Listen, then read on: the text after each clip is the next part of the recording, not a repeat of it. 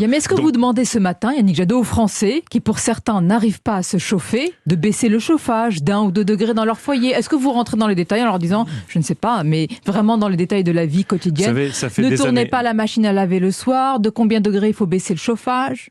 Il y aura des mesures de sobriété, mais ça fait des années que je me bats pour que les 12 millions de Françaises et de Français qui n'arrivent pas à se chauffer l'hiver puissent être aidés pour justement sortir de la précarité énergétique. Ça fait des années, et c'est dans le plan que nous proposons, financé par la Banque Centrale Européenne, que nous proposons d'isoler les logements pour avoir moins froid l'hiver, moins chaud l'été. Ça, c'est les mesures structurelles. Mais immédiatement, c'est le chèque énergie que je propose de 400 € pour les 6 millions de familles qui sont les plus en difficulté, 100 € pour les 15 millions de familles des classes moyennes. C'est la prise en charge par les entreprises de 1 000 € de carburant quand on s'organise en covoiturage. Donc on peut s'adapter. Mais effectivement, à un moment donné, si pour sauver la démocratie en Europe, il faut faire tourner sa machine à laver la nuit plutôt qu'à 18h, je trouve que c'est peut-être le prix que nous devons être prêts à assumer